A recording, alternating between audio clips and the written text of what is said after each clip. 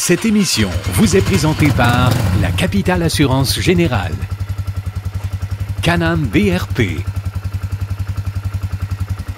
et CF Moto. Bonjour tout le monde, bienvenue à Histoire de Sentier. Cette semaine, notre délégué international, Ken, va visiter la Chine. En fait, une usine de CF Moto en Chine. Ensuite, on fait plaisir à des jeunes au Camp Papillon et on découvre ensemble le Viking de Yamaha 6 places. 6 places pour toute la petite famille.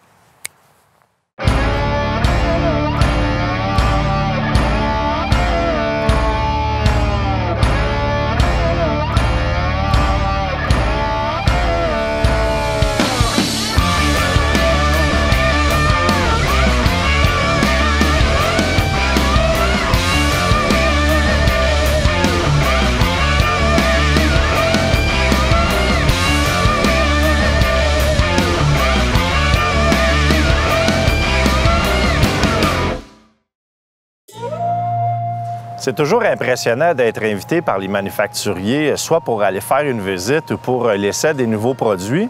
Avec la Chine et CF Moto, je te dirais que peu importe l'horaire, on se serait arrangé pour que ça rentre, parce que c'est pas tous les jours qu'on est invité à aller, premièrement, loin comme ça, et surtout visiter l'usine maîtresse d'une compagnie aussi grande que CF Moto. Geographically, the CF Moto overseas market is mostly in Europe and North America. Yeah. And we are pretty much successful on the European market, and we are catching up on the North American market. Yeah. On a donc commencé notre visite chez CF Moto dans la super belle salle de conférence où il y a eu une petite avant-midi gala où on a remercié les concessionnaires de s'être déplacés. La personne qui a gagné le meilleur concessionnaire canadien, c'est quand même un concessionnaire québécois qui est Quad Pro, situé à Mirabel. Ça, c'était comme une petite fleur de plus pour nous. La partie la plus intéressante de tout ça, c'était la fameuse visite de l'usine. Production-wise, actually, last year we produced around 36 or 37,000 units, and the year before last was around 30,000 units. La première section de l'usine, c'est l'aluminium brut. Donc, on arrive dans les blocs d'aluminium qui sont transportés aux machines de CNC pour confectionner la pièce à partir de l'aluminium brut. Après notre visite de l'atelier de moteur, on traverse de l'autre côté et là, c'est l'assemblage. Ça, c'est la partie la plus le fun pour un peu tout le monde, puisqu'on peut vraiment avoir notre pièce qui a été confectionnée le matin, qui va sur la transmission, par exemple, et après ça, la transmission est installée dans le cadre. Puis le cadre, lui, il est vraiment placé sur le véhicule. Currently, CF Moto has an R&D team of more than 200 people. Half of them are devoted to the development of the engines and the vehicles, and half of them are devoted to the technical support to the production. Yeah. Chaque personne est en charge de s'occuper de faire une installation de la roue, des bancs, tout ça. Lorsqu'il arrive au bout de là, le véhicule il est pris, il est amené dans une partie de l'usine qui est très, très grande où tous les véhicules sont stationnés. Et là, on a les fameux tests sur les machines dynamométriques, ce qu'on appelle en québécois le dyno.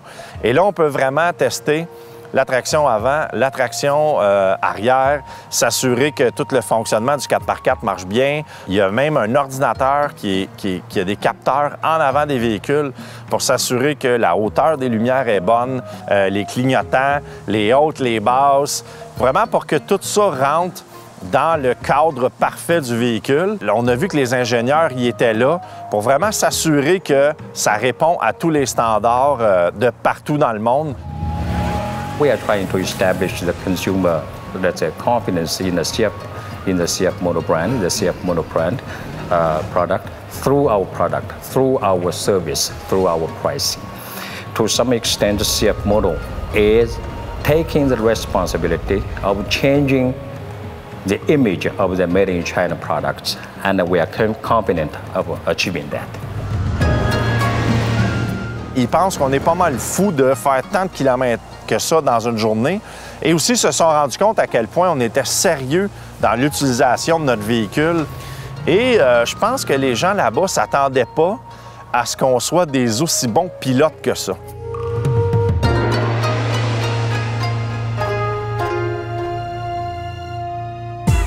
Participez au grand concours La Capitale et courez la chance d'être l'un des 2 grands gagnants d'une motoneige ou d'un quad.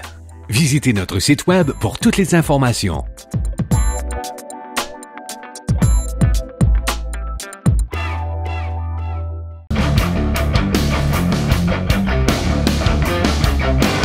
C'est toujours agréable de faire plaisir à des gens, surtout à des jeunes. Puis, dans le prochain reportage, vous allez voir qu'il y en a une gang qui était très content.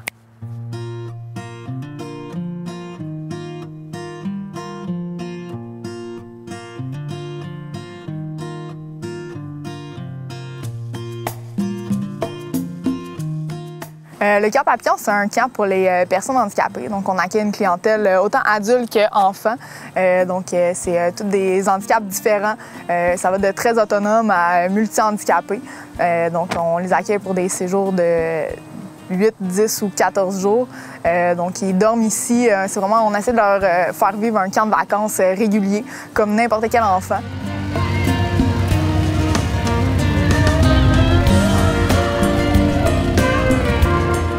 On accepte beaucoup de sortes d'handicaps, dans le fond. On va de, c'est ça, comme je disais, de très, très autonomes à des enfants trisomiques qui ont peut-être un TED, un peu d'épilepsie, jusqu'à des enfants lourdement handicapés en fauteuil roulant qui ne peuvent pas vraiment bouger par eux-mêmes. On accueille vraiment une clientèle très, très variée. On accueille entre 100 et 120 campeurs à la fois sur le site. Donc, on a environ une centaine de moniteurs aussi qui s'occupent d'eux. C'est des très belles activités, ils sont très, très heureux de le faire. C'est vraiment ça qui leur fait vivre aussi une magie, que c'est des activités qu'ils ne font pas nécessairement chez eux. Donc, nous, on fait tout ce qu'on peut pour leur faire vivre. On les transfère, on met des oreillers, on met tout ce qu'il faut pour qu'ils soient capables de faire du VTT ou du canot, du kayak. Donc, on essaie vraiment de leur faire vivre des activités comme n'importe quel enfant, dans le fond.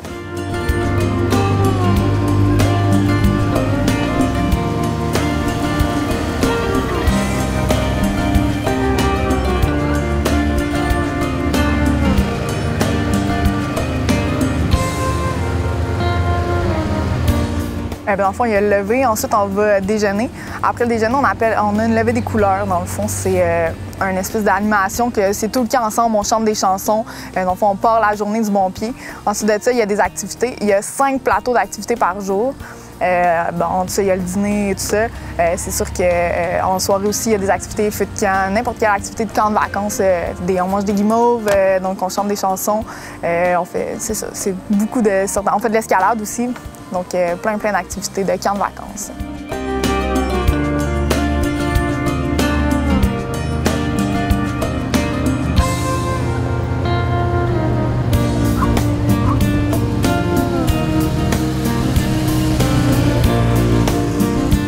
Par exemple, on a les doux jeudis ici à Saint-Alphonse. Donc, c'est une soirée spectacle. On y va à chaque jeudi soir avec nos campeurs. On va manger la crème glacée au village. On essaie aussi de les sortir. Ça leur fait plaisir de sortir aussi dans la vie.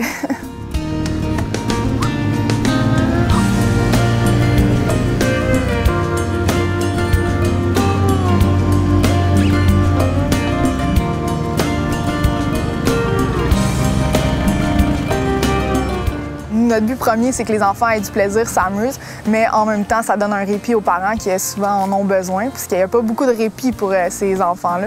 Donc, ça fait du bien aussi aux parents, une semaine ou 2 de vacances.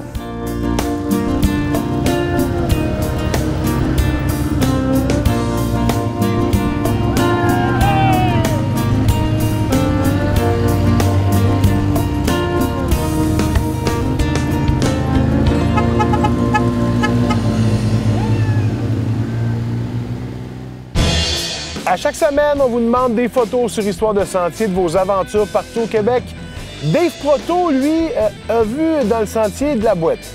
Il s'est dit, je devrais peut-être le contourner. Il dit, oh, ça va être trop long, je vais passer dedans. Oh!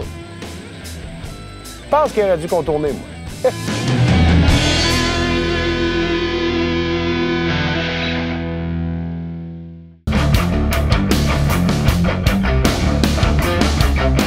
L'année passée, on a découvert le Viking 3 places, une belle machine extraordinaire. Cette année, Yamaha vont de l'avant avec une machine beaucoup plus familiale, 6 places. On découvre ça là.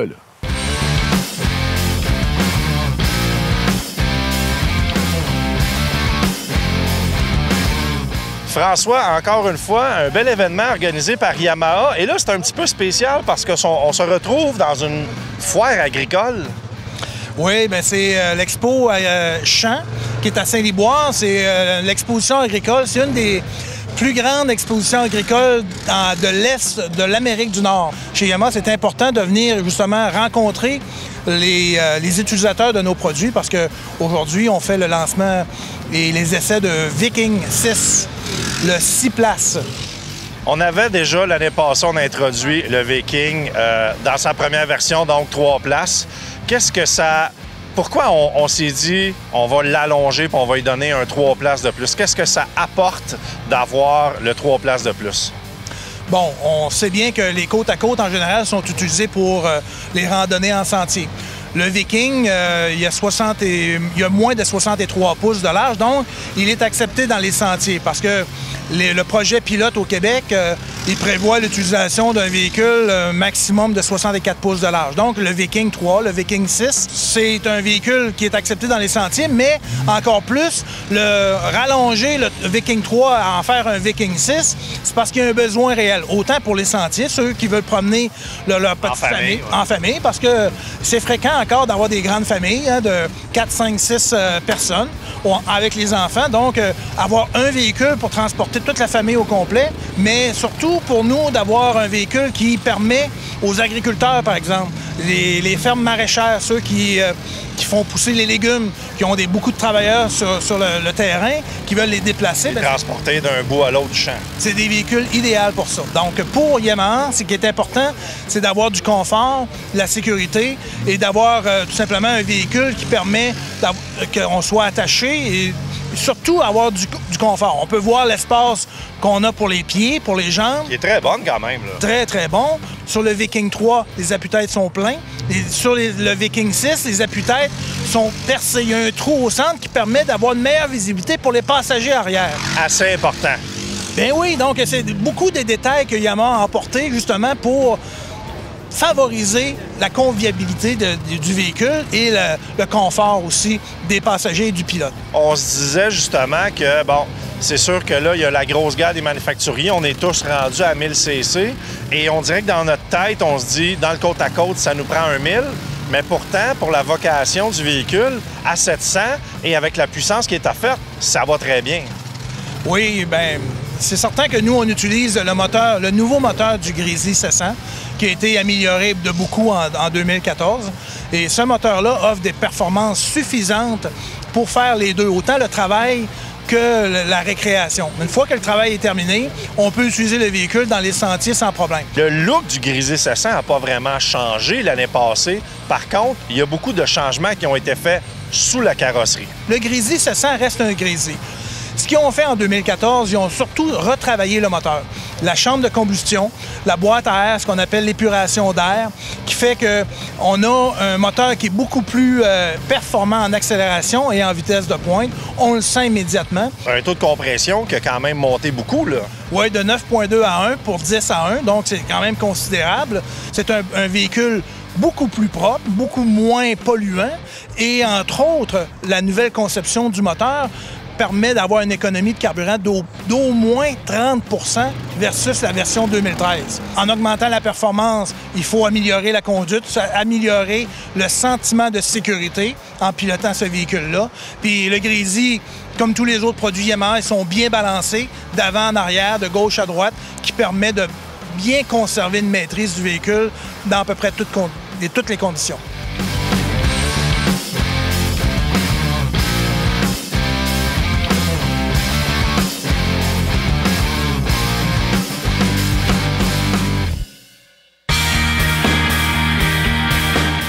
Membre fondateur du Club Quad VTT Les Nord-Côtiers, Stéphane Esliger est ce qu'on peut appeler un bénévole très polyvalent.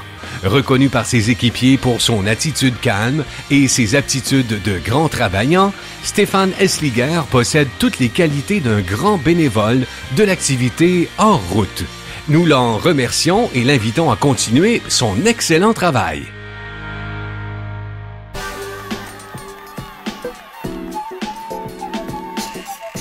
Pierre, on se rencontre quelques fois par année et bon, on a la chance de discuter des sujets qui sont très intéressants et surtout très importants.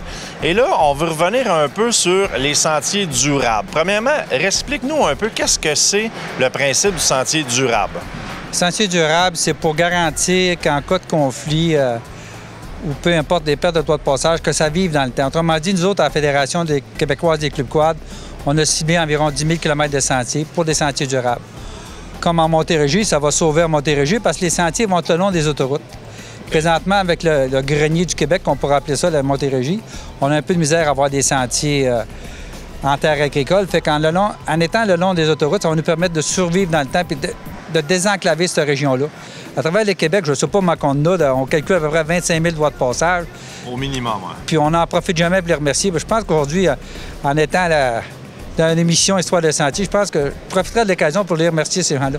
Ça c'est des producteurs laitiers, des producteurs forestiers, des terres agricoles, tout le monde qui nous cède des droits de passage à la Fédération. C'est très important parce que sans vous autres, on ne pourrait pas arriver à ce qu'on est aujourd'hui, une fédération avec à peu près 25 000 km de sentiers, puis qu'on rejoint à peu près toutes les régions du Québec. Là, qu'est-ce qui se passe justement avec les fameux sentiers durables? Là, je pense que ça avance pas beaucoup de ce temps-là. C'est sûr qu'on a eu un changement de gouvernement, puis il faut qu'on prenne le temps pour le ministre de regarder ça. Mais je pense qu'on s'en vient, on va commencer à faire partie des comités, puis on est rendu à une étape qu'on doit mettre en application les sentiers durables. On a hâte aussi, puis nos clubs, ils sont prêts aussi à travailler, à aller de l'avant pour ce dossier-là. C'est un des beaux dossiers qui va cheminer dans les années futures au Québec. Parfait, Pierre. Merci beaucoup. Ça fait plaisir, Ken.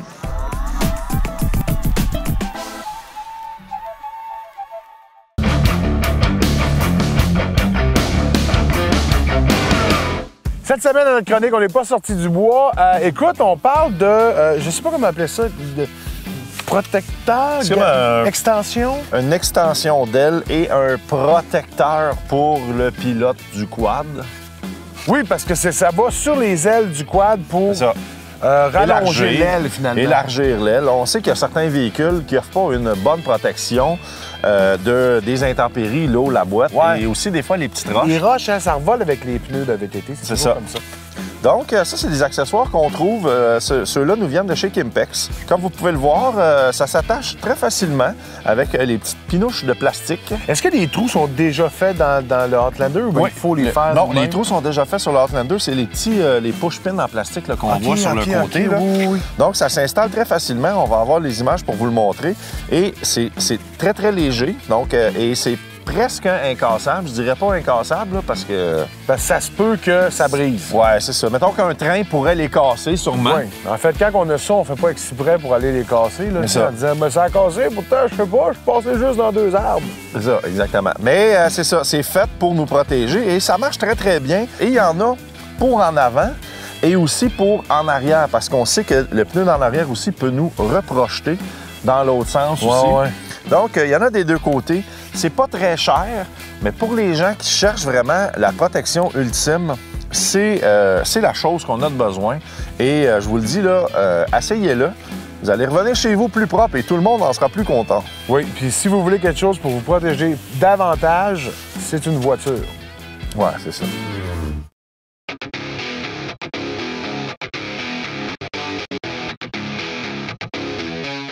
Aujourd'hui, on installe sur notre Maverick la barre de LED et des drapeaux lumineux.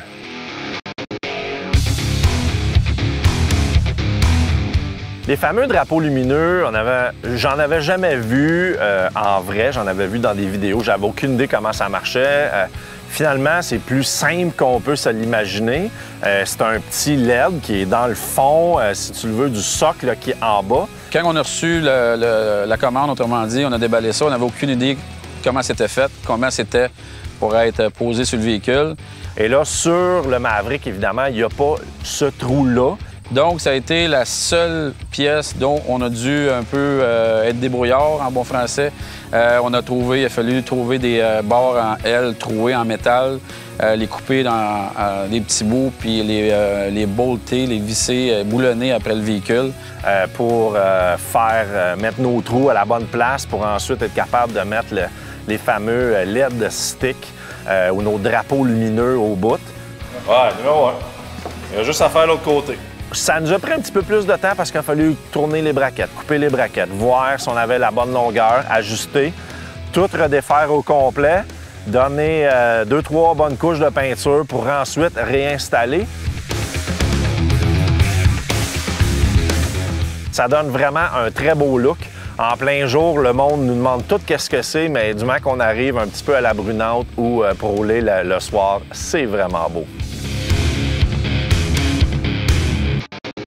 On voulait plus de sécurité dans le sentier, spécialement quand on conduisait la nuit. Alors, pour cette raison, on a décidé d'aller avec une barre LED supplémentaire qu'on a décidé d'installer sur le toit. On est allé avec une barre rigide de 32 pouces. La barre est conçue de LED beam et de LED flood. Et si vous n'avez jamais chauffé avec une barre LED, je peux vous dire que c'est une différence énorme. Ça éclaire très, très fort. Justement, là-dessus, c'est le fun qu'il y ait une belle courtoisie entre les quadistes qui se rencontrent. Oui, c'est beau, ça éclaire beaucoup, mais c'est un peu sa route comme les hautes, les basses. C'est sûr que si on arrive, on rencontre un quad sens contraire, puis on essaie d'allumer, on va l'aveugler complètement. Oui, il y a beaucoup de compétition, puis il y a beaucoup de marques chinoises qui existent sur le marché. Mais si vous voulez vraiment une barre qui vous dure pour la durée de vie de votre véhicule et peut-être même les prochains véhicules que vous allez avoir, je pense que Rigid, c'est la façon d'y aller. Et ce qui est le fun, c'est que vu que c'est des LED, ça tire pas beaucoup de courant. Si jamais on a à éclairer quelque chose le soir, on n'a pas à partir le véhicule à toutes les 2-3 minutes pour se faire de la lumière pendant qu'on travaille, pendant qu'on monte sa tente, pendant qu'il arrive n'importe quoi. Et ça nous donne vraiment de la bonne lumière concentrée. C'est quelque chose que je recommande beaucoup comme accessoire sur un côte-à-côte.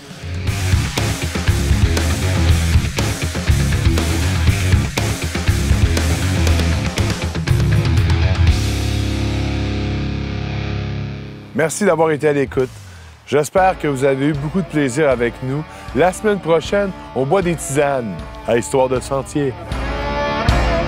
Cette émission vous a été présentée par la Capitale Assurance Générale, Honda